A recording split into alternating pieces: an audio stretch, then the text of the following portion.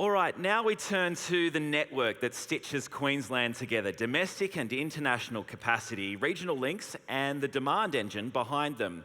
Please make welcome Sophie Formica. She is back with us this afternoon to moderate Aviation Future's Connecting Queensland. Of course, aviation is the lifeblood of Queensland's visitor economy, connecting travellers to our regions, driving demand and shaping the way we compete globally. Today, we're joined by three aviation and tourism leaders driving this momentum. Craig Davidson, CEO of Tourism and Events Queensland. Craig, of course, brings deep tourism experience and national expertise in aviation route development and product growth. He's joined by Ryan Both, the Executive GM of Aviation at Brisbane Airport. Ryan leads operations and innovation at one of Australia's busiest gateways with a focus on real-time data, automation and smart decision-making. And they'll be joined by Richard Barker, CEO of North Queensland Airports. Richard, of course, oversees Cairns and Mackay airports, bringing a strong regional lens to connectivity, tourism partnerships and sustainable growth. Please welcome our panel for a conversation on Queensland's aviation future. And remember, of course, you can submit questions via the app. Sophie, over to you. Thank you so much, Tim. They've decided they'd crack a bolter to help get through this conversation. Cheers. Well done, gents, and thank you all for being here. I know it's been a really long day, and I find it really interesting that we're ending with this particular conversation for a couple of reasons. We talk about the green and gold runway, and we talk about a runway that we really need, not only in preparation, but in order to be able to get people here, for them to enjoy everything that we've talked about up until this point, and for what it means for the growth of the state when it comes to tourism opportunities. And I have to admit, I think when it comes to the conversation around aviation, it's got to be one of the most complex, probably least understood, yet vital pieces of the puzzle. And I think it's because so much of it is the wish list that can come with the best of intention, but then is hamstrung by so many reasons why it can't happen.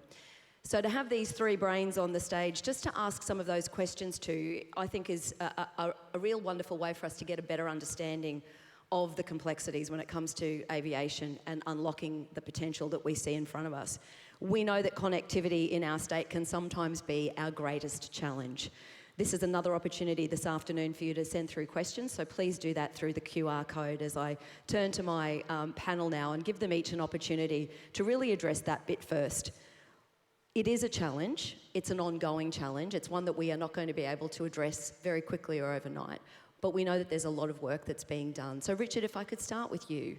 When you talk about the connectivity challenges that we have in front of us, where do you see the greatest opportunity to sort of unlock some of that first? So I think everybody knows the challenges with coming out of COVID, with delays in aircraft deliveries, et cetera. So for us, the real opportunities are that we're on the cusp of a new era in aviation, which plays right to the strengths, geographical strengths of a city like Cairns, which is obviously the gateway to the Great Barrier Reef. And there's a new generation of aircraft out here, long-range narrow-body aircraft, which will enable smaller regional cities around the world to sustain international connectivity and strong regional connectivity by using these new kind of aircraft. So, for example, if you want to go from Cairns to Japan, or Korea, you traditionally have to fly in a big plane that costs a lot of money and uses a lot of fuel. Qantas and all the airlines around the world are buying these new carbon aircraft, and it's going to unlock opportunities for smaller regional places to connect. We can fly, if you want to be Qantas and you want to fly deep into Asia with an aircraft that burns a third of the fuel, you've got two places to base them. One is Cairns, and the other is Darwin, and that's a pretty obvious answer if you're from Queensland where we're going to have them. But what it does is it means that cities like Cairns that have historically struggled to secure and maintain these really big aircraft that were required to reach Shanghai or others, now have an aircraft that's fit for purpose that will unlock sustainable tourism growth for airports like Cairns, and it's going to help us sustainably grow our business and allow us to become a northern gateway point into Australia. So it's a combination of a new generation of aircraft, which is fuel efficient, lower carbon intensity, that's fit for purpose for regional destinations, really going to help us achieve our aspirations for regional dispersal, which is already starting to unlock new routes between Cairns and Hamilton Island, for example, which started a couple of weeks ago, and it's going to really help us to rebuild and achieve the targets, because we can't, much as cities, the capital cities play a critical role, there's real opportunities for the regions to help achieve our 2045 targets. And for those who might have been hearing those words for the first time, can you explain a little more briefly what the narrow body long haul plane is? How many people does it carry? What does it mean in terms of not only packs but cost? Yeah, so in simple terms, the A320 or A321 is the kind of aircraft you might go from Sydney to, or Brisbane to Sydney in. Those historically have never been able to get to Japan or anywhere like that. But now those aircraft can fly 50% further, and they burn a third of the fuel per hour that a traditional wide-body aircraft does. So they carry about 200 passengers. So it suddenly makes long-haul flying much more cost-effective. It's lower risk for airlines, so the airlines are prepared to take risks, opening up new routes. And they're the vast majority of aircraft that are being built globally. And so we have Asian airlines who want to fly to Australia, for example, and with those aircraft from Northern Asia, they can't quite reach Brisbane, but they can reach Cairns. So it unlocks opportunities for us, but it also plays a complementary role where the big wide-body aircraft will fly into Brisbane. So, we're very much working in a complementary role of, we want to be the northern gateway into Australia, which helps unlock regional dispersal, and then the big wide-body aircraft going to Brisbane. Ryan, from a BAC perspective, I think we're all acutely aware of the role that the Brisbane Airport Corporation is playing for us and where you're doing a lot of the heavy lifting. Are there barriers at the moment that can be lifted for those questions that we had earlier today about there being additional routes and how soon we might be able to welcome more of those bigger planes so that they can jump on little ones and see beyond the capital city? Yeah, thanks, Sophie. Would you permit me to be optimistic? I'm actually really optimistic about where we are and the journey that we've all been on in the last few years. I think we all need to acknowledge that we've collectively done a heck of a lot of heavy lifting as an industry, and it's been a difficult few years, but we've really arrived back as an industry again. I think we're starting to fire on all cylinders. You can see the energy in this room, and I'm very optimistic about where we are and the opportunities that are ahead of us. As Brisbane Airport is the primary gateway for the state, we're sustainably above 100% and hitting records all the time now. Growth across all the key markets. We're back to 35 international destinations.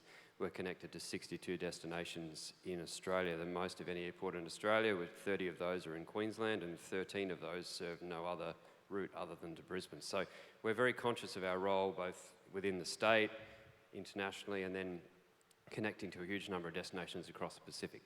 So I think the context from my perspective is that we've set the baseline now. We've got many of the places back that we want to get back. We've got the network we need. What's ahead of us now is to fill the seats. And that's really, obviously pivoting to Craig as well, that the job ahead of us now is to show the potential of this state and to show how we can make those services really sustainable, reduce seasonality. We talk a lot in our team, for example, about the work that Tasmania does off-season, or the way that many of our trade partners in the room are specialists at building out the shoulders. That's the work that's ahead of us now. We've got the network.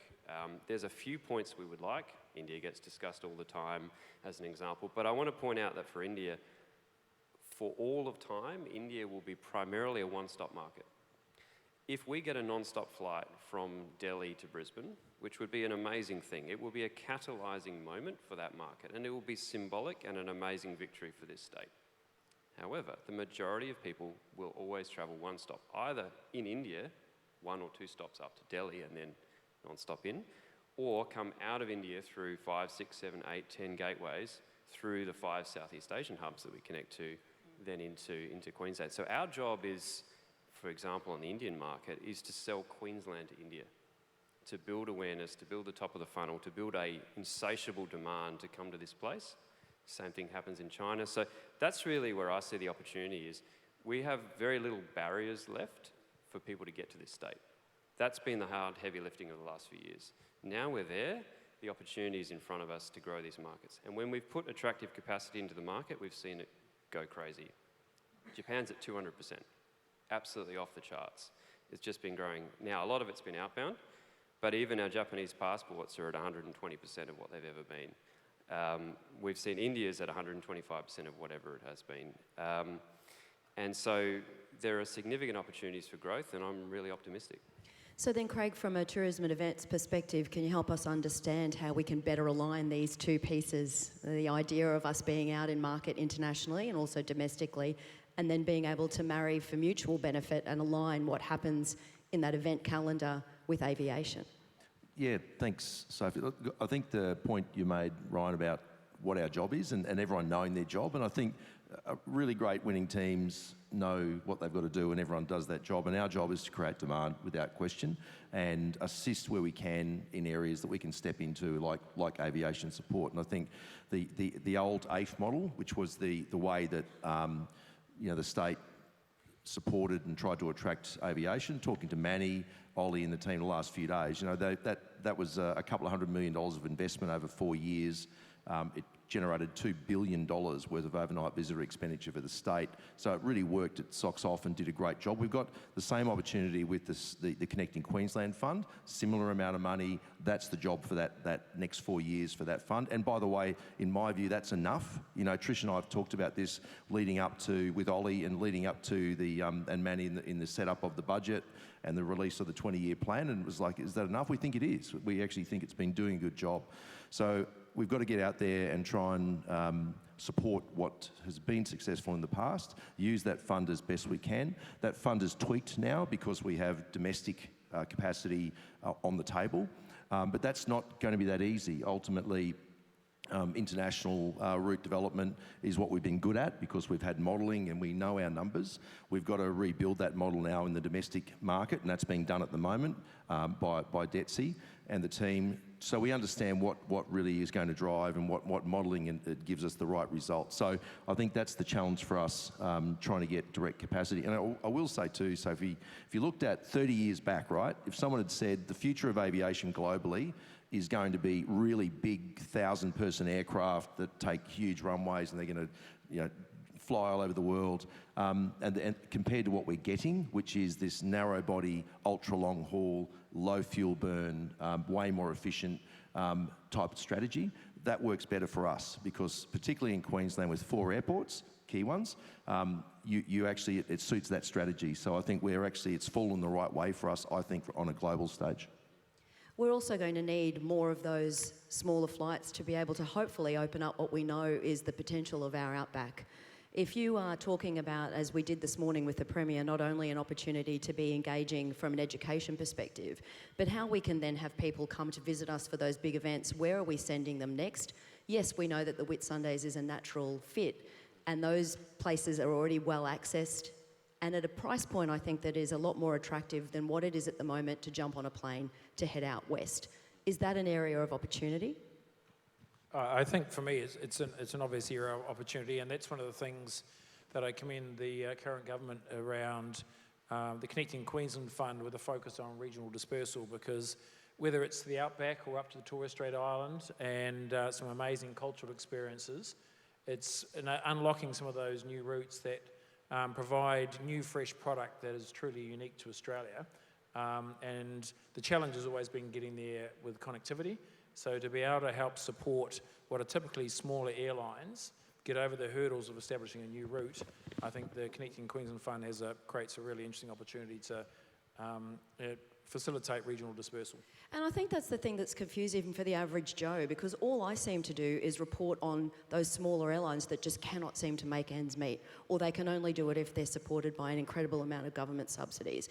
We're talking now about the potential of there being yet another player come into the market. Will they fill that gap and that role?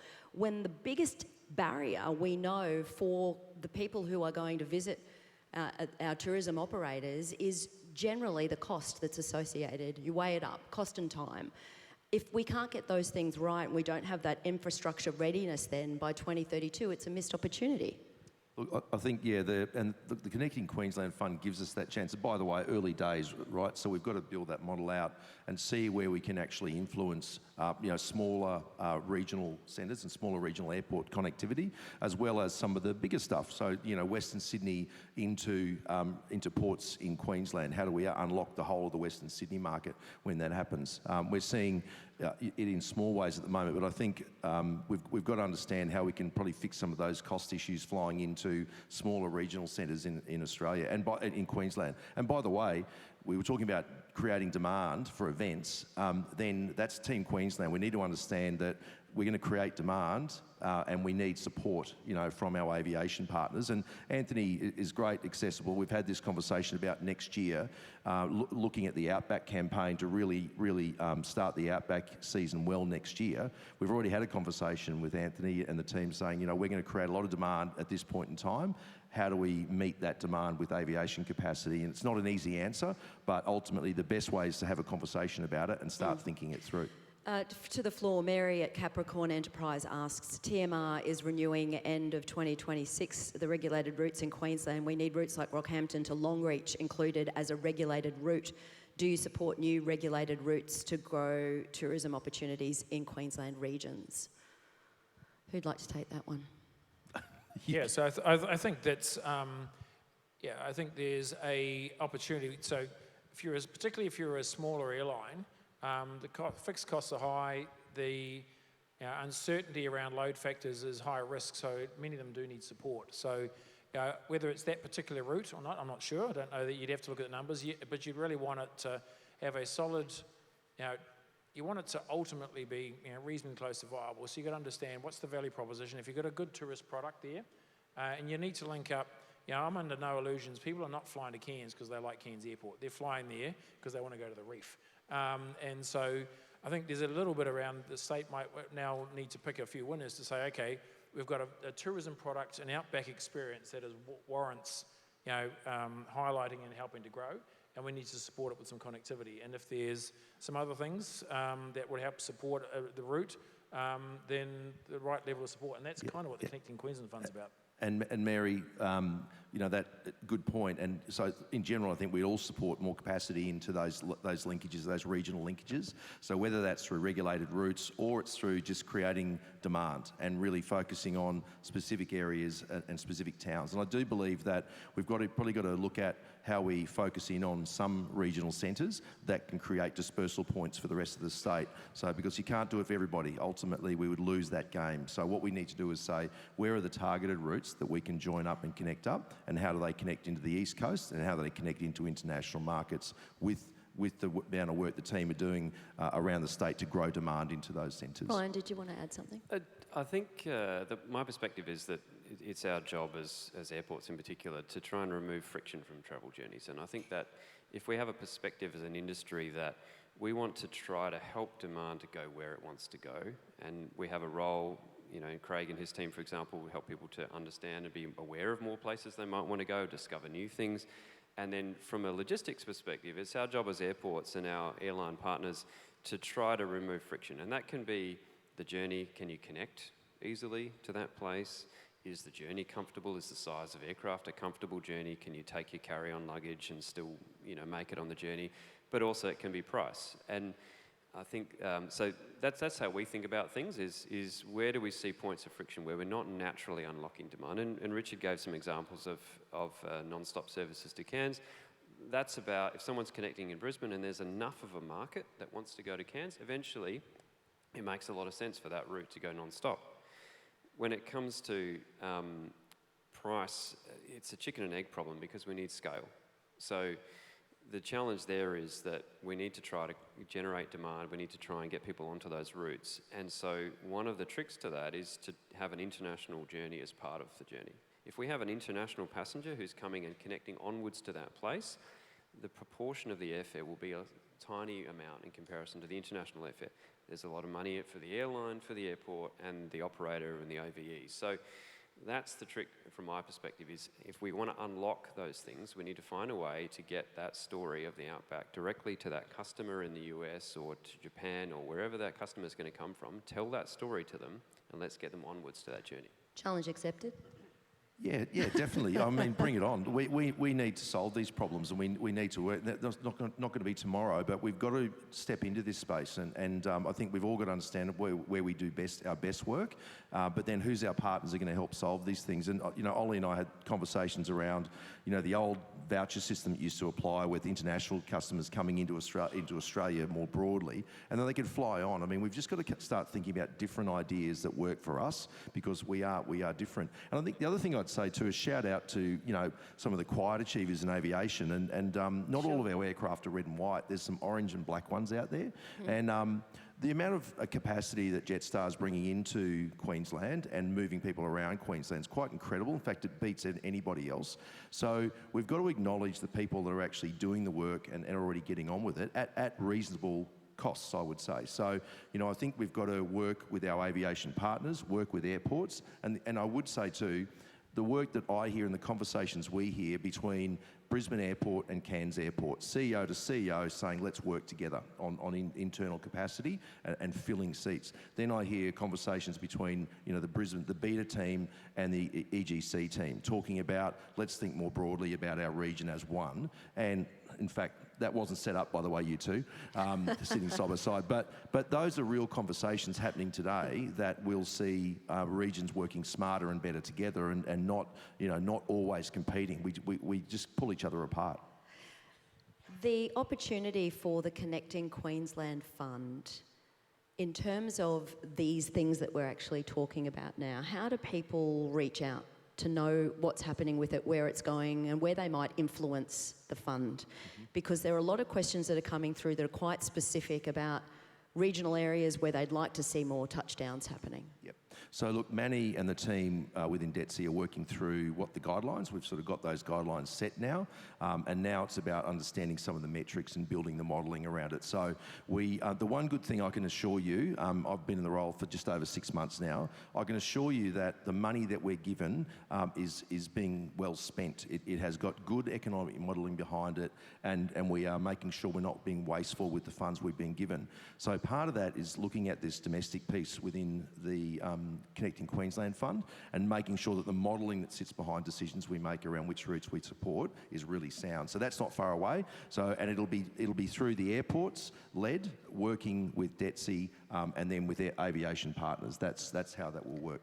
Yeah, and just to be clear, the setup of the way the fund works is it's through airports. So contact the airport that you're seeking to work with, right, and then that's the way that the discussion is channeled, and then we work with the department and TQ to make it all happen. So Richard's team, our team, the Sunshine Coast team, Gold Coast team. Then there's the next piece, and this comes from Boyd from EGC. Talking about the dispersal then, that's another major issue. I've written down air train, that's a whole other Pandora's box to open. But this idea of improving the transport infrastructure that then happens for our visitors when they do come, and especially to our major airports, as it says here, to the cities, but as well as that to the regions. So what are the thoughts that the panel has on what that next piece looks like, and ensuring that it's a bit of a holistic approach to the arrival of a tourist, and how they then have incorporated into that what they do once they leave the airport to get to their next location or to their next stop? I'll kick it off. I think when we talk about regional airports, we've been all over this state, and it's a fact that trying to find rental cars once you land in regional airports in Queensland is not the easiest thing in the world. So there's some really good thinking going on behind the scenes of that. And I think it's something that needs more work, but I think there are solutions there. There's a trial about to start, which is really interesting, using council vehicles. So I think there's some good thinking. We're trying to at least come up with solutions. And then look, the connectivity piece, in terms of, I look at the Gold Coast and you look at what that light rail system is doing, when that's connected to Burleigh, regardless of how far south it keeps going, just connecting it to Burleigh as a start, as the second stage, is a really big win. It's a big win for us in tourism. It's a big win for that whole region. So I think there are really good stories all around the state in terms of regional connectivity, but I think hire cars in the outback is something we need to work on. And the other piece, which is in the 20-year tourism plan, is rail. And what's the ability for rail more broadly in Queensland? And I think that, as a complementary piece to aviation, is just got huge amounts of runway. Excuse the pun. Yeah, we're huge advocates for mass transit modes as well. I'd add to that, Craig. So rental cars is great, and it's a very flexible mode, but it's not as scalable as mass transit. So I think anything we can do on mass transit solutions, be they light rail, heavy rail, the Brisbane Metro, from our point of view, is really good. And the more we can do to connect our economic corridor in southeast Queensland directly, so that people can come in and out of different points from an aviation perspective, but then they can move around easily and efficiently and ideally in a zero-emission way is really, really a great thing. And it's all about removing friction from the travel journey from our perspective. Yeah.